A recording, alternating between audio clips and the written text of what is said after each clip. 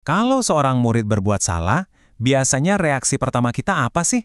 Seringnya ya hukuman. Tapi gimana kalau ternyata ada cara yang lebih baik? Sebuah cara yang nggak cuma fokus memperbaiki kesalahan, tapi justru bisa membangun karakter dan rasa tanggung jawab.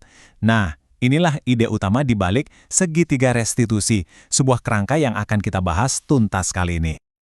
Oke, biar gampang ngebayanginnya, kita mulai dari sebuah cerita. Sebuah insiden kecil di kantin sekolah yang, ya, jadi agak besar. Kenalan dulu sama tokoh utama kita, Mario dan Adi. Dua murid yang, ya, kayaknya lagi apes aja hari itu. Jadi ceritanya, mereka lagi iseng main perang makanan. Awalnya sih seru-seruan aja. Sampai, jelep, ada satu lemparan yang salah sasaran dan kena kepala sekolah. Wah, bisa bayangin kan, suasananya langsung hening seketika. Sekarang, coba deh kita posisikan diri kita sebagai guru mereka. Apa yang bakal kita lakuin? Langsung skors? Panggil orang tua? Atau kasih hukuman bersihin toilet seminggu? Ini dilema yang sering banget dihadapi para pendidikan. Tapi guru mereka, Pak Joko, justru melakukan sesuatu yang nggak terduga. Alih-alih langsung marah, dia malah bilang begini. Coba deh dengerin lagi. Bapak di sini bukan untuk mencari siapa yang salah. Kalimat ini aja udah langsung ngubah total suasana. Dari tegang jadi lebih tenang. Nah, pendekatan keren yang dipakai Pak Joko ini ada namanya, yaitu segitiga restitusi. Kelihatan kan dari gambarnya, ini adalah sebuah proses 3 langkah. Tujuannya bukan untuk menghukum, tapi untuk menuntun murid dari kondisi salah ke kondisi belajar dan memperbaiki diri. Yuk kita bedah satu persatu setiap sisinya. Penting untuk tahu kalau setiap langkah dalam segitiga ini bukan sekedar teknik, tapi punya dasar psikologi yang kuat dari teori kontrol. Intinya, ada 3 nih. 1, kita semua itu pada dasarnya pengen jadi orang baik. 2, semua yang kita lakukan pasti ada alasannya. Dan 3, motivasi terbaik itu datangnya dari dalam diri sendiri, bukan dari paksaan. Oke, kita mulai dari fondasinya dulu ya. Langkah pertama yang paling penting, menstabilkan identitas. Jadi tujuannya apa sih? Sederhana, kita mau misahin antara si anak dengan kesalahannya. Pesan yang mau kita sampaikan itu, kamu bukan anak nakal, kamu cuma anak baik yang kebetulan melakukan kesalahan. Nah, pergeseran pola pikir dari saya gagal menjadi saya bisa perbaiki ini, itu krusial banget. Gimana caranya? Ya lewat kata-kata. Coba lihat contoh-contoh kalimat ini. Kalimat kayak, berbuat salah itu wajar kok, atau ibu juga pernah kok bikin salah kayak kamu.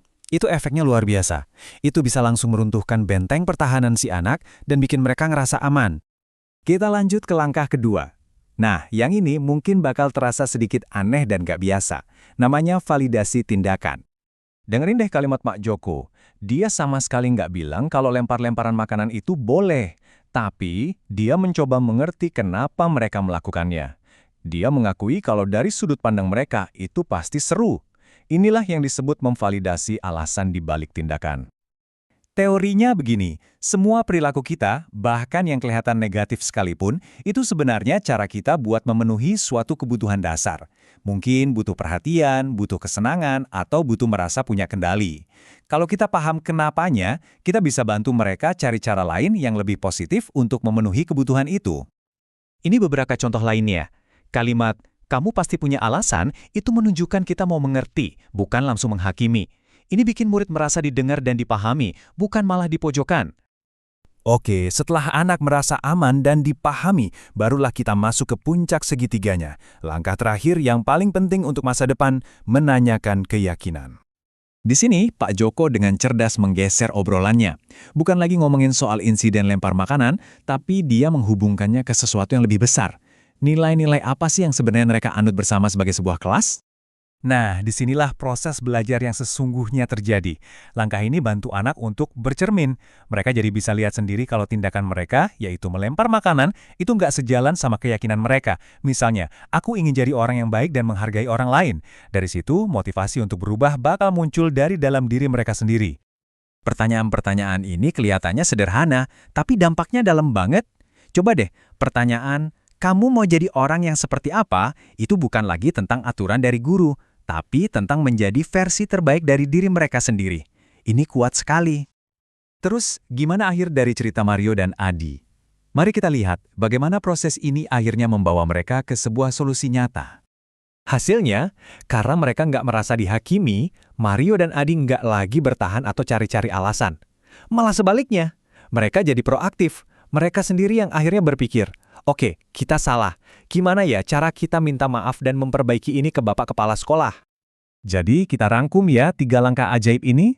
Pertama, stabilkan identitas. Pastikan anak tahu mereka berharga, terlepas dari kesalahannya. Kedua, validasi tindakan. Tunjukkan kalau kita paham alasan mereka. Ini untuk membangun koneksi. Dan terakhir, tanyakan keyakinan. Bantu mereka terhubung kembali dengan nilai-nilai luhur mereka.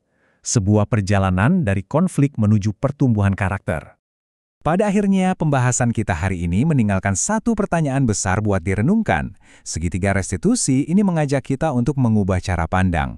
Gimana kalau disiplin itu bukan lagi soal menghukum kesalahan di masa lalu, tapi justru jadi sebuah kesempatan emas untuk mengajarkan tanggung jawab untuk masa depan.